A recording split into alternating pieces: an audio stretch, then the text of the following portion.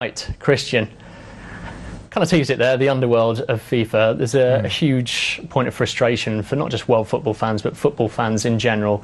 It is surrounding the Garcia report. But just for those who are not aware of it, what exactly is it and why is it so important? Well, Michael Garcia is a US attorney who's head of FIFA's investigative chamber of their ethics committee. It's quite a mouthful there. Catchy, isn't it? Yes. He was tasked to investigate the allegations of corruption surrounding the bids for the 2018 and 2022 World Cup, which were run simultaneously and awarded in December 2010 to Russia and Qatar, with a certain amount of controversy.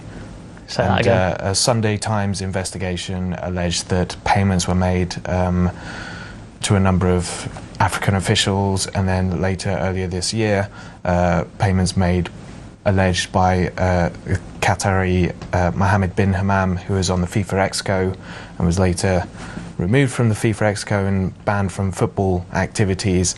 So there's a lot of allegations surrounding Qatar's awarding of the World Cup. So there's been a lot to investigate. He's completed his report now. He's delivered it to FIFA. And now we can read it, right?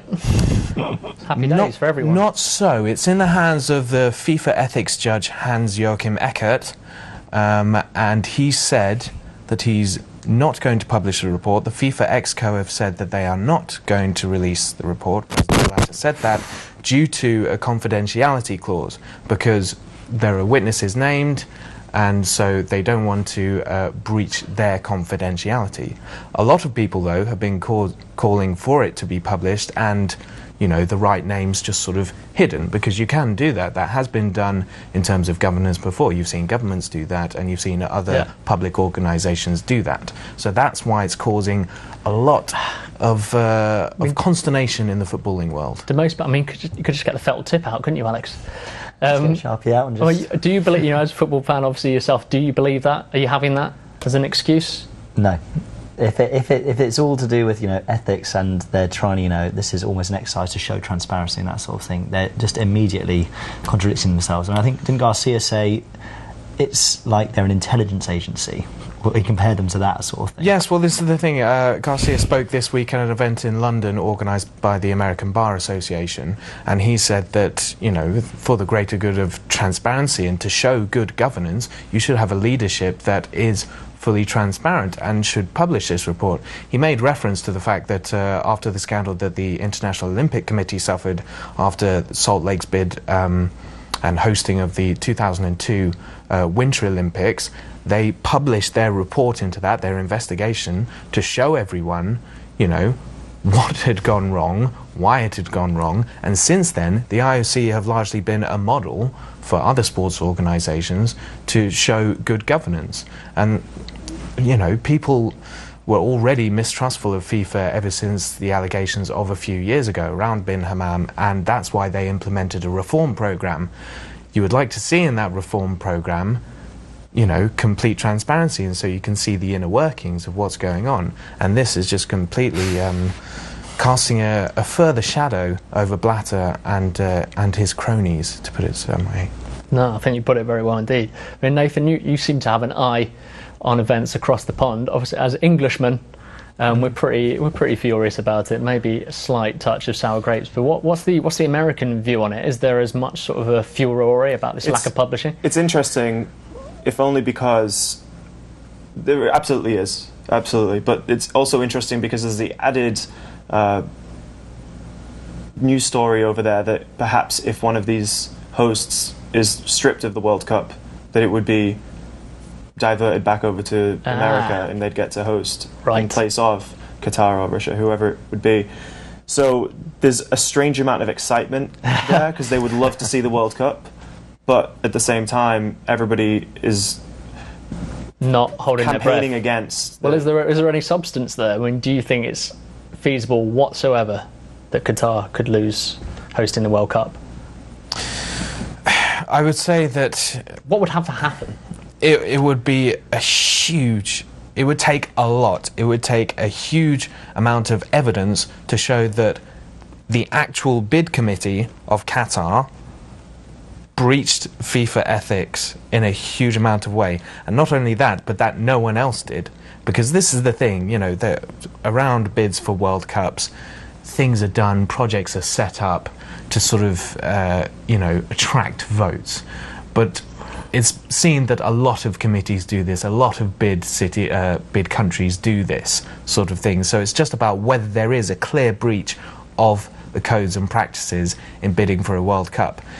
If that is found, there would certainly be a legal challenge raised by Qatar, because they've been awarded the World Cup. They've already started building the stadiums. They've started building the Al Wakra Stadium. They've already started, you know, tender projects for the other stadiums. They've started infrastructure work. So the stadium cooling technology is being built for the World Cup. That's the only thing I'm excited about. It's just how's that going to work? We could technically have that evidence already in the report, though, couldn't we? Yeah. And we just haven't seen it. We could have that evidence, but if you have it on here tonight, Christian, that'd be great. Eckert says that he's not going to publish his findings until spring 2015. So then it will be even longer. So it would be a huge legal issue to actually strip Qatar of the right to host the World Cup. Personally, I don't think they will lose it, but I think that this will in turn reform the way that bids are done in the future. Hopefully, that will come about to be a cleaner process for future bids.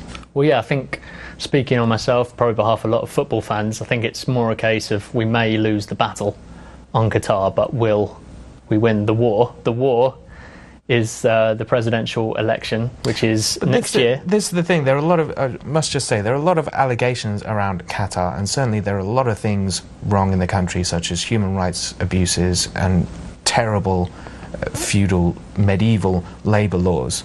On the other side of it, you could say that this is shining a spotlight on a country that needs to change, that urgently needs social change. If that comes about because of the World Cup, you know, that's a positive. You will take social change in whatever form it comes. And if the World Cup is a catalyst for that, so be it. Well, not a bad argument. Are you seduced by that, Alex, in any way? It's an interesting point. It's something I haven't really thought about. I'm still not sure about the whole thing, but as you say, if it is going to happen, if some good can come of it, then it's a positive. Right, Alex, big Sepp. What are your instinctive thoughts that come to mind when you think of Sepp? I'm just kind of a bit tired of him, really. How long has he been here for? He's been here for 1998, I think he was president. He's getting very, very comfortable there. But interesting enough, at the last presidential contest, there was no contest. I do believe it was just Sepp by himself. However, this time, we've got Mr. Jerome Champagne. Extraordinary name, but a lot of people won't know too much about him beyond the name. You know, what are his credentials? Well, he's a former FIFA official. He worked at the top level of FIFA along with Blatter for many years, until around 2003, I think it was. He was in the running, actually, to be General Secretary, but lost out to another Frenchman called Jérôme, and that man is Jérôme Valcke, who sits in that seat now. He's done a lot of work recently, though, within the wider footballing world, and sort of lent his hand to, I'd say, sort of social projects within the game. So he's helped out Kosovo in helping set up their own footballing infrastructure, and other bits of Europe as well. So he's continued working in football outside of his work in FIFA when he left. Chaps, do you know much about Jerome? I know we've covered him a bit before, but I don't know a huge amount. I mean, it's nice to have a fight at least. But do you think it's much of a fight? Or do you think it's more of kind of just? Is it a ceremony? Well, I mean, he's he set out his stall incredibly early. It was in January of this year that he launched his presidency bid here in London. He's written many doctrines on ways to improve the game. He is well respected within UEFA and within the wider footballing community because of how eloquent he is and how sort of his plans and projects. And so he does have a very good sort of ideas for the way that football could go, ideas such as an orange card and things like that. Just forward thinking I think, individual within the game. Whether he has a chance, he admitted himself back in January that if Blatter stood again, that he didn't think he would win. But it's good that he said he wants to bring debate to the table, and I think that is good, that considering we didn't have a contender in the end in the last election, to have at least some form of challenger. But there has been, UEFA have said that they will put up a candidate. It's not going to be Michel Platini. He wants to concentrate on the UEFA job. But he does say that he wants to put up a candidate from Europe. The interesting thing is why he would put up a candidate from Europe but not go for it himself, I find slightly odd. It's almost like he's waiting for the Sepp Blatter storm to just sort of go away, and then he can sort of smoothly move in there without making too many enemies, I assume. Well, there was a rumour last week that Harold May-Nichols, another official within the world of football, who is actually head of the technical committees for the World Cup bids, was the first man to say it's really, really hot in Qatar. Good point. It would be really hot to play games there, really quite dangerous. Hey guys, he was the man. You want to check this out? And there was rumours last week that he is considering a bid for the presidency, and he's done a lot of work in his home country of Chile, with the Chilean FA over the past few years as well. So he would have to do a bit of work to satisfy that he's been in football enough and gather nominations. But it could be quite interesting if another name is thrown into the hat, and it is an outsider, someone who people can say he's not tarnished with the Blatter image as Champagne is. Right. So that could be a possibility. Just to add to it really quickly, I think it's quite interesting. We were talking about forward-thinking people running for that role, Sepp Blatter's role. A few years ago, Sepp Blatter, I believe, didn't he come out against goal line technology? He said he was completely against it, and he had a U-turn time, isn't it? Complete U-turn. But Frank Lampard, yeah. Exactly. I think there's a lot of people within FIFA or within the game, the sport itself, worldwide, fans or otherwise, that now just want to see anyone in that position regarding forward thinking, developing the game, going into new areas and innovation. I think that's just such a big point for so many people nowadays, that Sepp Blatter's perhaps held on to his position for one more term because of his adoption or U-turn on things such as that. Yeah, it's modernising the game. It's a really good caveat, that. He seems to be the one who's doing it, whereas people tend to forget that he was against it a few years ago, but perhaps turned when he needed to. It's like frustrating, isn't it? Like, Sepp, don't come out with half-decent ideas. Be quite offensive for the last few months. Well, the thing is that, Blatter has done an incredible amount in terms of marketing the game, and he's turned the World Cup into, the huge event that we saw that so many people get into, and he's brought the game to the far reaches of the world. The World Cup to South Africa, the World Cup is going to Eastern Europe for the first time, and the goal projects that has been set up under FIFA have been, fantastic for countries that can't afford their own footballing infrastructure. So in terms of marketing and from an administration point of view, he's done a very good job. But that's the point. People don't really trust an administrator in that job. What they want to see is a football person in that job, so a former player, someone who's played the game but has the intelligence enough to be the head of the governance of that game, so understands the football fans. And I think that that's certainly someone like Michel Platini, although he said he's not running for the presidency, but someone of that kind of ilk who was a star player and has the governance skills to go with it. That's the combo. And I think you make a really good point there.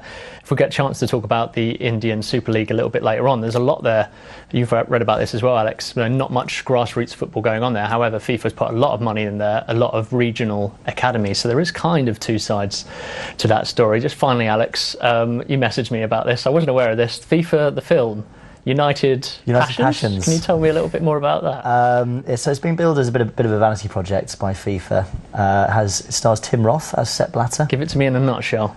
I think it's just about the story of FIFA, about how it's kind of grown and governed football throughout the years. And I think it cost... Sounds a triumph. Sorry? Sounds absolute triumph. Exactly. But just finally, just because we had to shoot, but how much money has it made? £19 million to make, and so far it's made a cool £125,000. Yeah. So you see it on your local multiplex, get down there. I'm not too good with my economics, but I know that's not so good.